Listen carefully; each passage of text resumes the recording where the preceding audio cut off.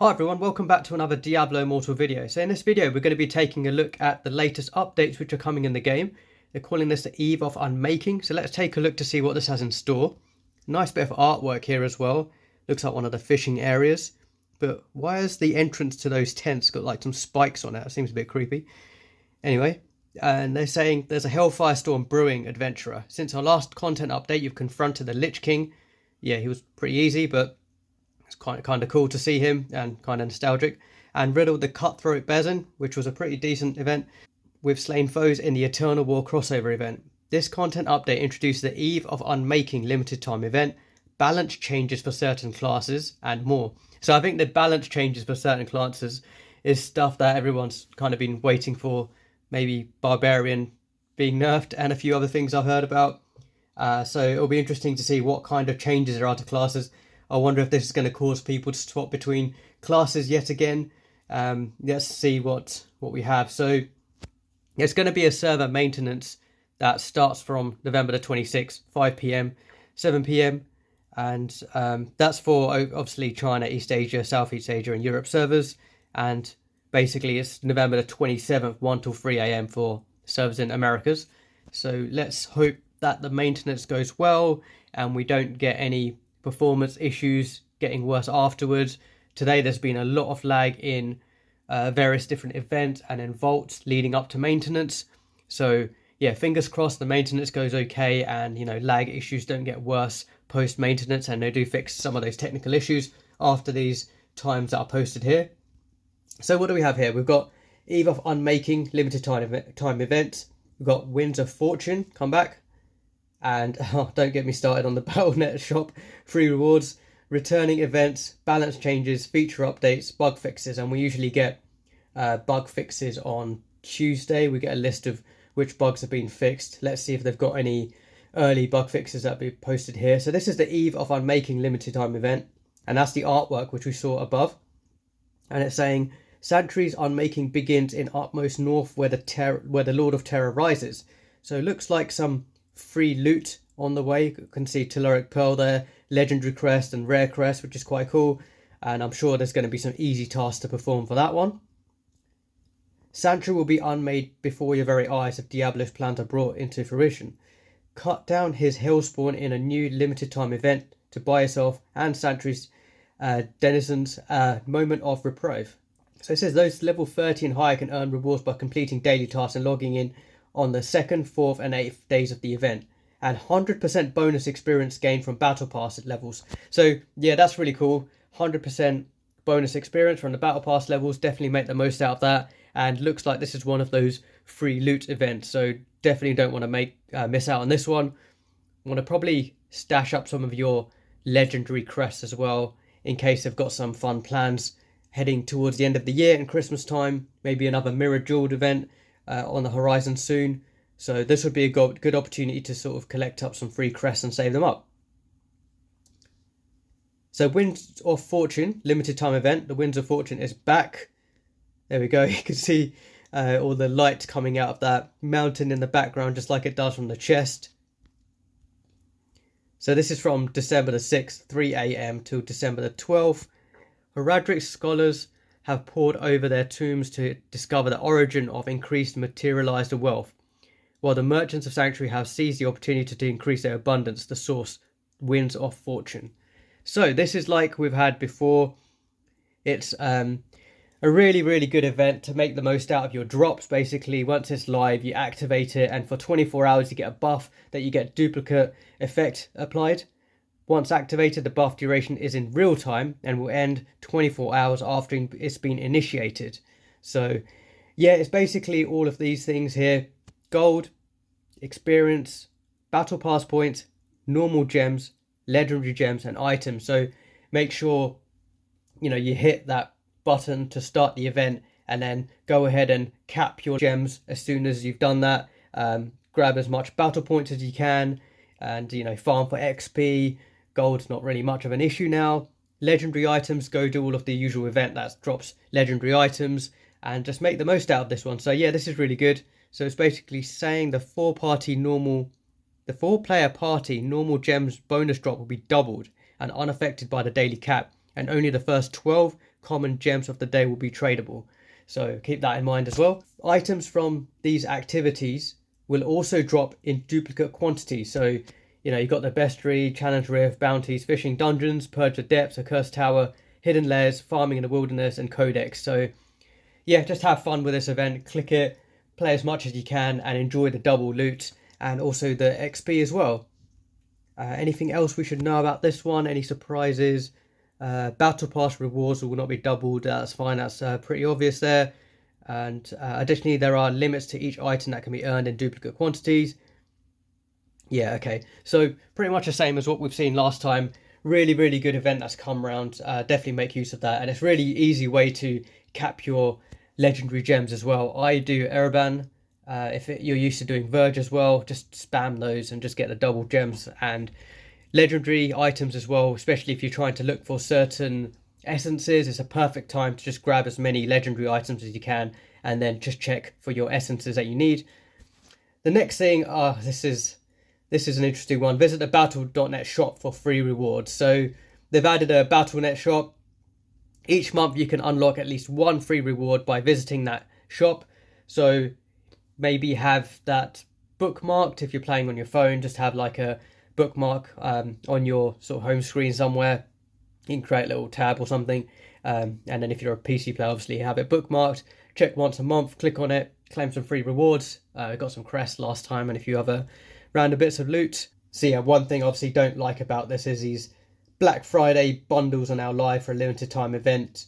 And they've got Black Friday sale. They've got one which has one of the master chests and 20 legendary crests, 25 pearls, 36 gems. But check out the price, $149.99. That's an absolute joke. So those free items every month are just there to make you go on this page. And for those who are sort of weak and got that sort of gambling tendency, just sort of to click and buy when they're bored, just to grab some of these overpriced items here. See, $149.99 for that Autumnal Radiance box. It's just, is it really worth £150? Imagine what else you could get with that, like physical items and stuff. But yeah, they're not even guaranteed drops from your legendary gems, the legendary crest either. So it's like, you know, if you're paying £150, you want at least a few more guaranteed drops for your legendary gems. But yeah, obviously they've got these Wayfair tributes and a way of offering which are free. So yeah, this is basically just them trying to want you to go to this page and try to get tempted to spend money on the other bit. So I don't really buy this one. I'm not really that excited and it's a bit shady to me. So yeah, obviously they mentioned the Black Friday deals, including the chests with guaranteed 5-star legendary gems, have also arrived in the shop. But are you really paying, that amount just for that one guaranteed 5-star, and the other loot you're getting, the other crest and everything, just back to the normal drop rate? And it just seems weird asking that much amount, but it's just greedy. Anyway, move on from that greed. Let's have a look at some returning events. We've got Survivor's Bane back, one of the favourites of the PvE events in the game. It's really fun mode. Definitely go for this one to grab as many rewards as you can for the event centre. So this is from November the 29th to December the 6th. Hope they continue to make updates to this as well in the future. The technical issues have been sorted out that I used to run into, like early days of this as well. So that's quite good. You basically, a nice way to sort of casually jump in the game, and a little mini game that you can just play even one-handed and just get some skills, run around the map, kill some enemies, and enjoy the loot afterwards. You can get loads of legendary items from this event as well, and just loads of loot. So if you're looking to rank up some of your gear and you haven't got them 30 yet, Survivor's Bane is a great way to get loads of loot. So don't miss out on this one. Alley of Blood's back. Yeah, Alley of Blood's not too bad. I prefer it to Conqueror, and it's quite kind of fun playing around with this one. I've obviously a Necromancer, and it's fun to go in with a full-on summon build that just goes and targets those towers and just rushes the towers. I like doing that. It's just quite fun. It sort of changes things up a little bit, sort of not worrying too much about always trying to kill the other players, but just focusing on that goal and just taking down those towers with loads of damage. So I've got a full summon build saved for Alley of Blood. And yeah, that's back, and that's from November the 29th to December the 6th. Oh, once again, it's easier to grab all of the rewards in Alley of Blood than it is on things like Conqueror, I think. So it's, yeah, just do a few rounds of Alley of Blood, and obviously you need some wins for some of the rewards, but hopefully you just get a lucky team and that does well with that. Definitely don't miss out on Alley of Blood. Some easy rewards and easy loot to get. All clans on deck is another one, which is just free loot. A nice way to bump up some of those rewards. And this is between November the 30th to December the 7th. So yeah, this is one where, depending on how well everyone does in that clan, the higher you get in the ranks, the more loot you'll get. So just do your best as part of your clan. Just play the game like normal, really. Just try and grind away, cap whatever you can. And if everyone's doing that, you're all going to get more loot. So this update has got lots of events that, you know, increasing some free loot that we're going to get. So not going to complain there. Trial of the Horde is back. It's okay. I liked this mode a bit more around the time when it came out and when they improved it and sort of changed up the rules a bit. It's not bad. It's one of those things which I just go in, grab all of the rewards for it in the events tab. Once I've got all the rewards, I don't really bother playing it after that. I don't really go for higher leadership, sort of higher leaderboard sort of scoring on this one. I just get all the rewards and that's pretty much it. But it's a fun one to test out your build and try out different builds to see which one, you know, can take out as many enemies and sort of survive and, you know, faster kill rate than your opponent. It's nice to play around with your build on this one. So that's from December the 6th to December the 13th. And yeah, definitely jump into Alley of Blood. And once again, it doesn't take too long to grab all of the rewards in Alley of Blood as well. So it's one where, you know, just get yourself a build that kind of works. I have got a video of 2 builds that I used. I really like my full summon build that I go in with. It's higher chance of sort of getting towards the end and sort of gaining victory on that one. So yeah, that's back. Rising Damnation is back as well. So nobody is safe from a demonic temptation in Sanctuary, not even you, adventurer. They're omnipresent. And what else is, I'm just trying to read on. So this is from December the 7th to December the 14th. It says Damnation is coming pretty much. You complete daily Rising Damnation tasks, you'll receive various rewards for your heroics. Racking up enough completed tasks will also unlock milestone rewards for you. So yet again, another event that's just going to give us free loot. So make the most out of all of these events. Gather up as much free loot as you can. Order those legendary crests. I think it's best to save them up because there might be a mirrored jewels event around the corner, or especially as we head towards Christmas time in December, and I'm sure there's going to be some fun events that we're going to be able to make use of those legendary crests. So yeah, grab as many legendary crests as you can from all of these different events. So they're all the returning events. Now the interesting part, balance changes. So there's a pretty large developer note here. We are introducing a new backlash mechanic with this round of balance changes. It will put your targets in a state where using their skills increases the duration of harmful effects you placed on them. Okay. Using their skills increase the duration of harmful effects. Further punishing builds that rely on heavy spam usage of skills. Opponents can choose to fight through the pain of the backlash effect or disengage to come back at full strength after the effect has expired. So is this because people are complaining that, you know, they rush into battle, they're just getting CC'd to death or just continuous damage effects and then just dying and there's not much they can do, so giving them a chance to sort of get out, wait until it's expired, go back in again. Interesting backlash mechanic. We'll have to see how people react to this, how it actually plays out when we go into battle. Our intent is to work more on altering legendary affixes to impact gameplay more, instead of flat out nerfing classes that might be too strong. Yeah, it's kind of the way to go. I mean, if you're just going to nerf a class, it's just going to annoy everyone and people are just going to drop that class, go to the other class that's going to suddenly OP for that amount of time until that class gets nerfed, and then they'll jump to another class until that, you know, they're just going to keep jumping around classes. It seems like the developers, you know, need to sort of play the game more with all of these classes. Hopefully they are, to test them out, and maybe they are doing that now and they're bringing these changes in after testing out the various classes. themselves and how they sort of react. We've seen some really odd nerfing for certain classes and skills which people don't really use. There's I remember seeing one of the essences that got nerfed, which I don't really see that many people using. It just seemed like odd things to nerf at times. But yeah, let's see how this goes out. So instead of flat out nerfing classes that might be too strong, altering legendary affixes, at least they're keeping an eye and making these tweaks to the game. But we'll see how it actually plays out, if it makes things worse or better.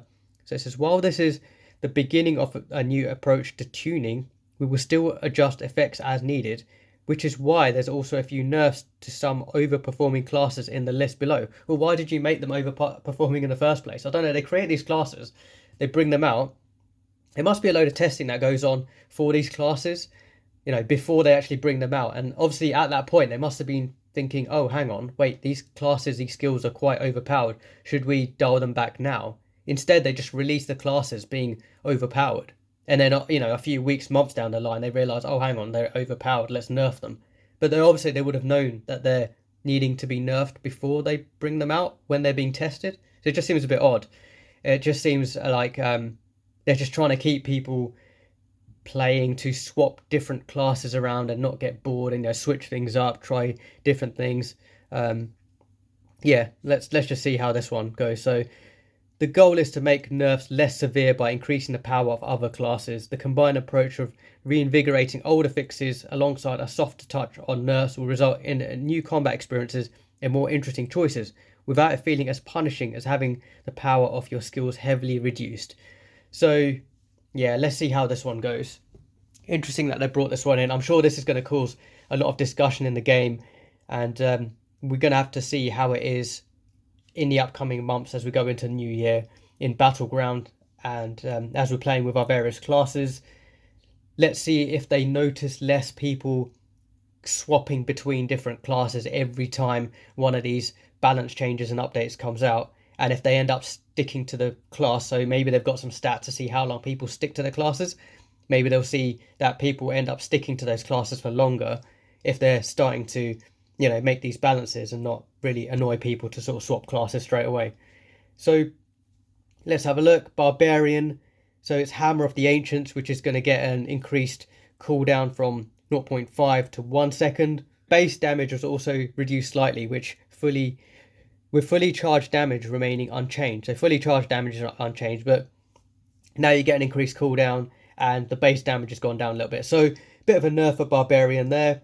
Let's see how we get on fighting Barbarians. A few of the Shadow Wars and Vigors we've been up against, we've had some rooms which are just full of Barbarians only. So it's just like going up against a full Barbarian group. It'll be interesting to see how those Barbarian players react to that change. They're quite lucky they haven't got more than one bullet point though. I mean, some of these other classes have got more than one bullet points coming up. They've just got the one. Blood Knight. I remember once again Blood Knight being really overpowered when it came out, and everyone was playing Blood Knight, and then suddenly loads of people drop out and then swap to other class. Same with Tempest as well. Okay, Transfusion. Shield no longer removes and grants immunity to all harmful effects, and instead removes and grants immunity to loss of control effects. Okay. And then Vein Seeker's got cooldown increased from 0.5 to 1, but damage has increased slightly as well. So those who are using Vein Seeker are probably happy to see you've got a bit of a damage increase if you just wait, half a second, which isn't too bad. Crusader, there's 2 changes. Anointed Brimstone, which now you are immune to chill and frozen while active. That might be pretty cool. For those of you who have been playing Crusader and just getting annoyed with those frozen effects in PvP, you're now going to be immune to chill and frozen. So that's going to be good for those Crusader players. And Vainglory Star for Judgment. So enemies struck by Judgment will now increase the vulnerability effect each time they use a skill, gradually increasing the damage they take. Okay, that's interesting.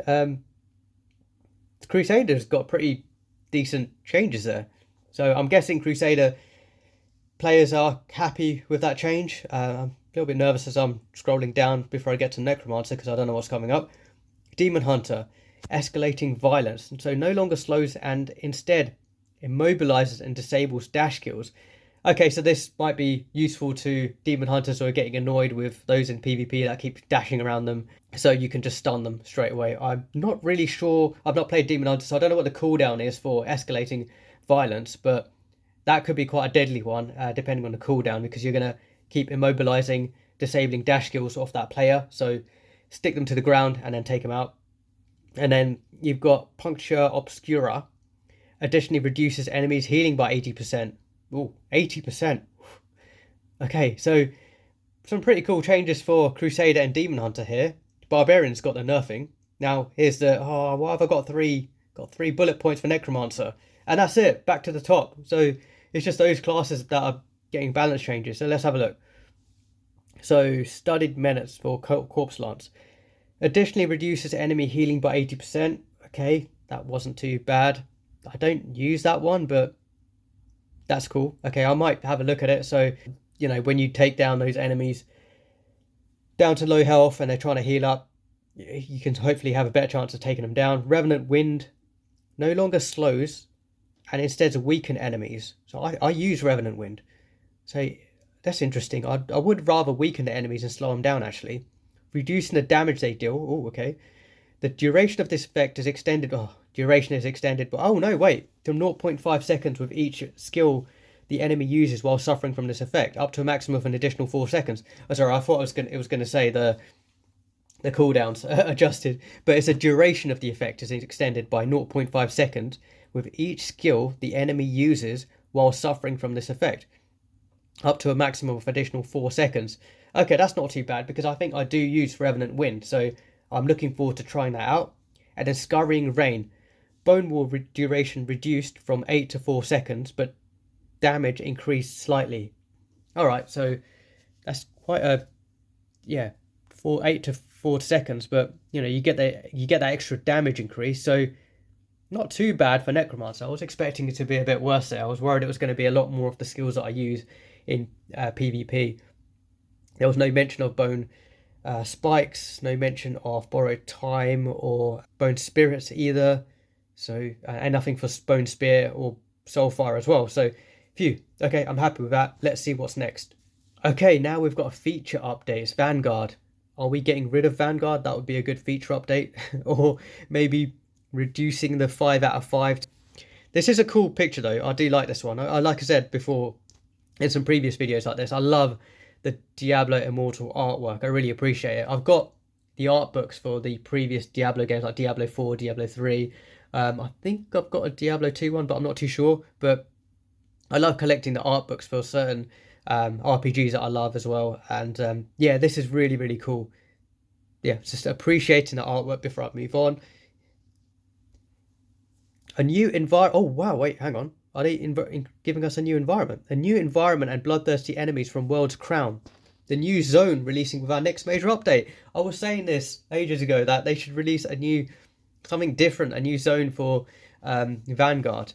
And maybe even for Survivor's Bane, not Survivor's Bane, for World Brawl as well. Maybe they should introduce a new map for World Brawl as well. Maybe this is the first step. So this is exciting, actually. Maybe, I know there's some players who are getting really bored of Vanguard, like myself, and this might bring them back in. So a new environment and bloodthirsty enemies from World's Crown. A new zone releasing with our next major update have been injected into the mode to dial up the intensity.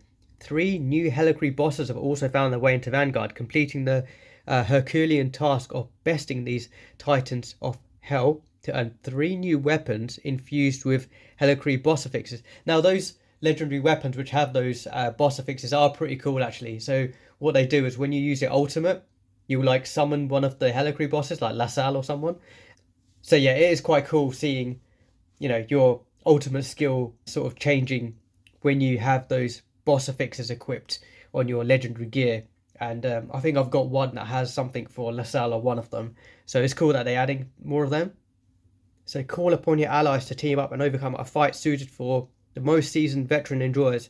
And should you prevail, your name will be etched to the new Vanguard leaderboard. Oh, right, okay, here we go.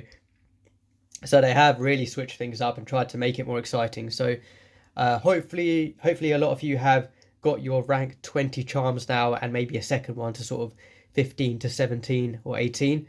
It's going to come in handy now.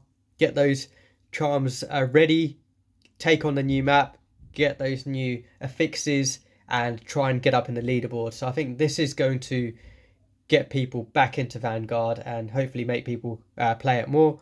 And it'll probably be quite fun, you know, playing this with your warband again or friends, some strong players that you're allied with, and just trying to get those decent scores. So this is actually a cool update that I actually did not see coming.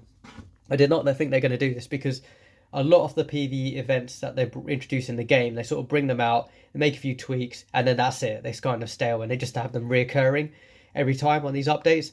This is the first time in a long time they've actually completely added a new mode or completely added a new map to one of the reoccurring PvE events. So this is really exciting. So good job to the Diablo Immortal team for making this change.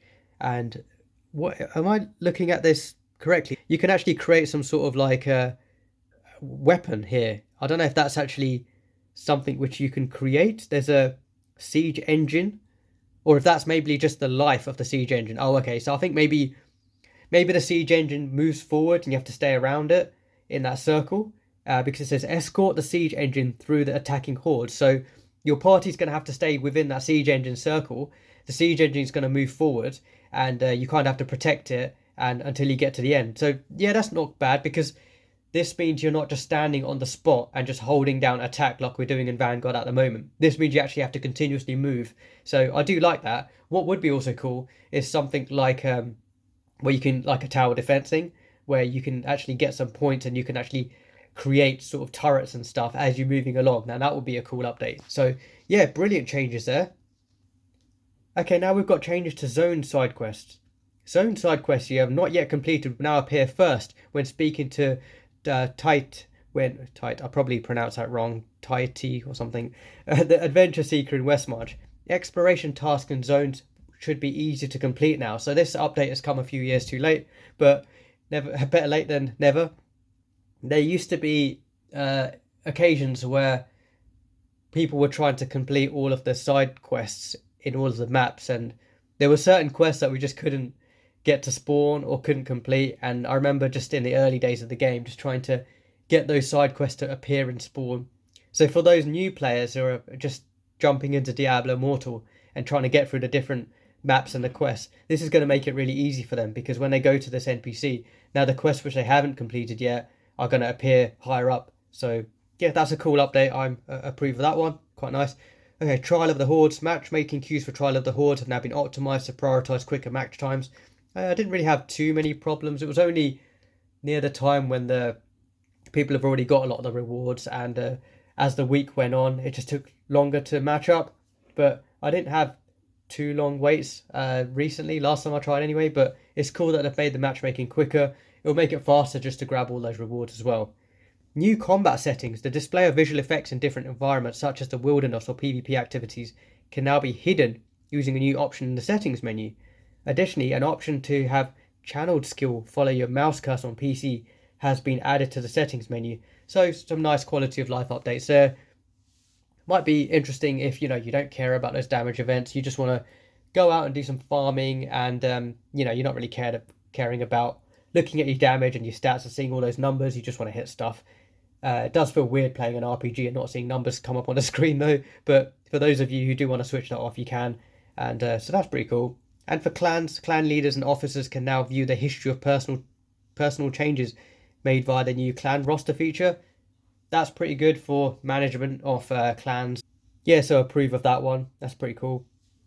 So this is interesting. Normal gems from hidden layers. Now, I can't remember the last time I've done a hidden layer to get gems because I just do urban to get my gems now, and verge if I'm in a party. So for those of you who still do hidden layers, the number of normal gems you have acquired can now be viewed in the bonus interface while inside the hidden layer. So this is quite cool because sometimes people are trying to keep count on how many they've got. You can see before you enter the layer like how many. There's a number now they've added in, like the gem. If you click on a gem, you've got a number for your gems. You can sort of work out how many you've got left to go. But now when you're inside the layer, you can now see the number of normal gems you've acquired. So yeah, that's cool. Oh no, is there going to be an update to Mornskull? I'm nearly at rank 10. During the Eternal War crossover event, many of you have used Lich King's power to eviscerate your foes with icy prejudice by way of the Mornskull legendary gem. Yeah. Utilize the Mornskull legendary gems you receive from Elder Rifts, shop bundles, or through crafting at the Apprentice Jeweler to upgrade your gems rank as much as possible during an event. Once this Eternal War concludes, you will only be able to upgrade this legendary gems at an Apprentice Jeweler using Telluric Pearls. Oh, okay, so phew. I was really worried there that they've been testing Mornskull and they suddenly nerfed it just as I'm about to rank it up to the highest level. I should be able to do that this week. I've got really unlucky with the legendary crest that I use. I used 20 legendary crests today, and I didn't get any Mornskulls and didn't get any 5-star legendary gems, so that sucked. I was hoping to get at least 1 or 2. That was going to help.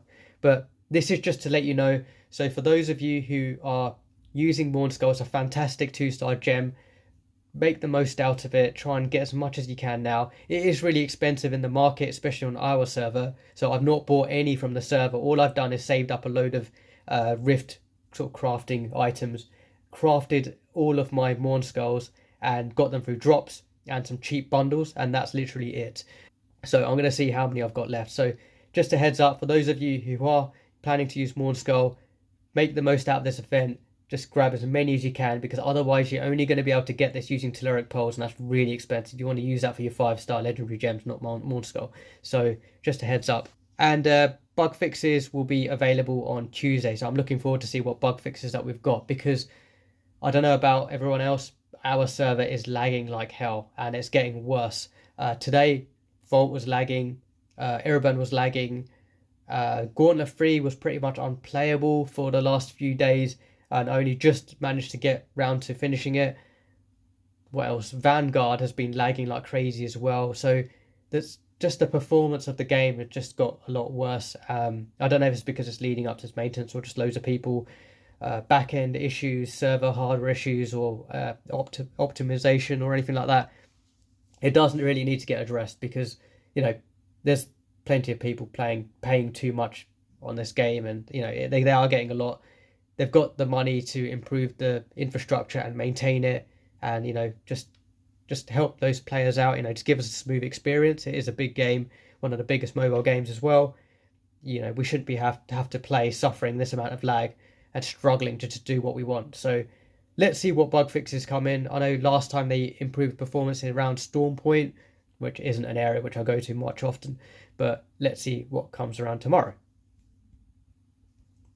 And that's it for this update video for Eve of Unmaking in Diablo Immortal. Lots of exciting things to come.